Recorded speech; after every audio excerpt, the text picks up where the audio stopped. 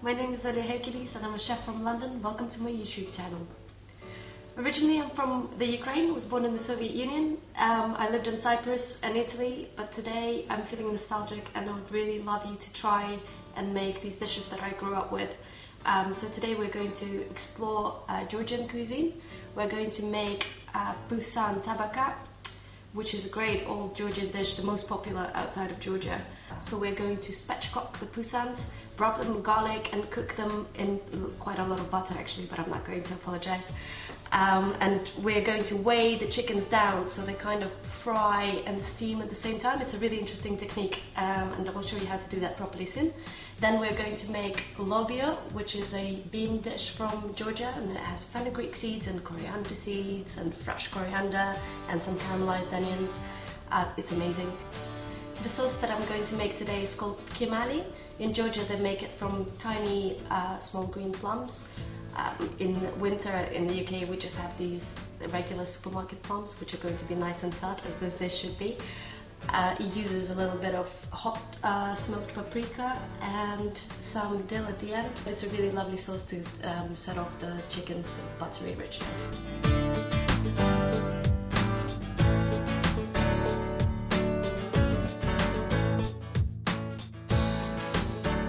To spatchcock a pusan, it's really easy. You can do this with scissors as well. I'm using a knife. Just cut along the backbone and then open it up, turn it around and just squash it down a little bit. Sorry, pusan. So I've got about 4 cloves of garlic here, just grated, finely grated, or you can use one of those garlic presses, and just rub the pusan in this garlic. Then some really nice sort of sea salt, Malden salt is really nice, I like flake salt. It makes such a huge difference. Okay, so just put a couple of tablespoons of olive oil in. Tip in your onions. Give them a little stir to coat them well.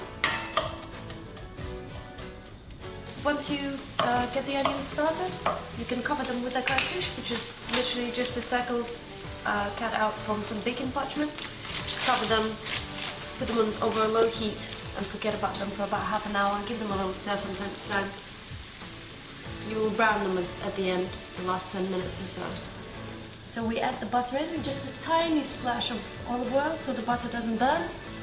We'll let it all melt. And then we're going to brown the pusans off first. Give them a really nice color.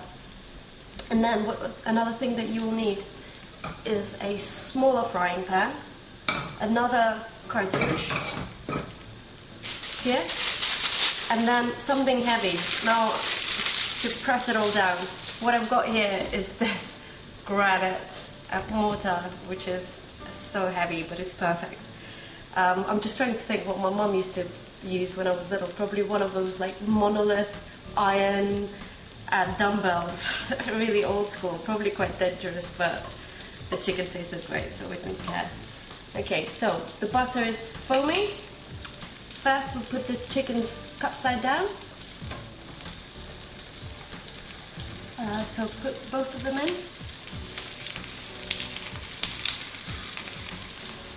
You can hear it sizzling. So burn it on the side for about 3 minutes. Then we're going to turn them breast side down and brown them for another 3 to 4 minutes until it sort of just gets that lovely golden color. So once the pusan is brown on one side, turn it around and cook it for another, actually it's probably going to take a good 5 minutes. The next step is putting the cartouche over. Lower the heat to the lowest possible setting. Put another pan over, this is the fun part. And this huge tassel of water on top. Pump the cartouche in to keep in the steam. And let it cook for about half an hour. So we're adding about 8 chopped plums in. and just a little splash of water just to get them started.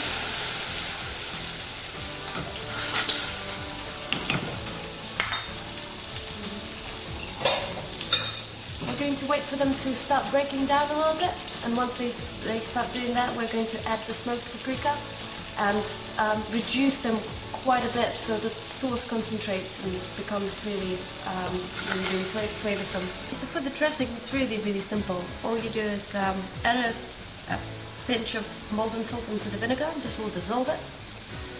Then add the vinegar into the oil. Then I like to use little jars to mix dressings together. So a little Jamie Oliver tip. It's probably going to go everywhere, no? And then we're going to add not all the spices, but just a good pinch of this ground coriander and fenugreek seed. Close the jar and just give it a little shake. And we're going to add it to the beans, to the warm beans and onions at the end with the chopped coriander. So the original tkemali sauce does not have any sugar in. It's supposed to be quite hot and really tart. So I'm sorry, all of Georgian babushkas, I am adding a little bit of sugar in because I really like sweet and sour.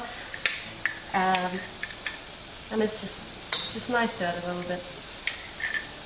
Quite a lot. This is really lovely raw brown sugar. It's actually quite good for you. It retains all the nutrients and stuff.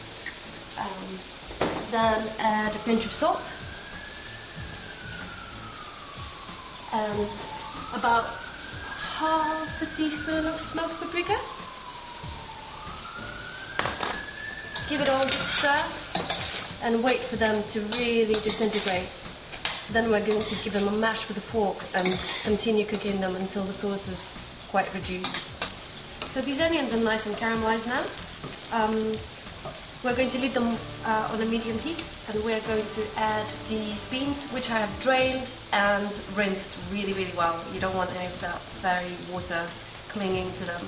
And what we're doing here, we're just warming them through with the onions, just so they're a little warm, and then when they're room temperature, we'll just stir the dressing through and finish with chopped coriander and serve it with the fusan.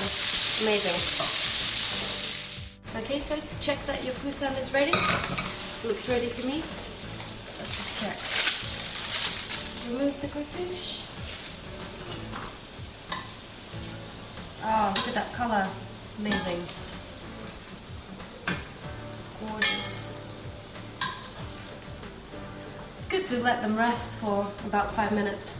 But if you can see, there the leg really comes away quite easily and the juices run clear when you look inside. So just let them rest on the board for just 5 minutes.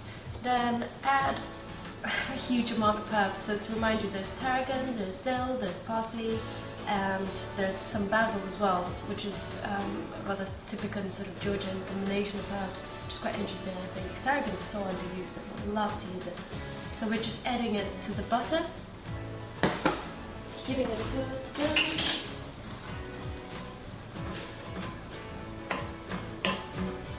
And that's it. This is the best bit. It's dipping the bread into these garlicky, chickeny, buttery, herby juices. It's delicious. Oh, I get those herbs and juices.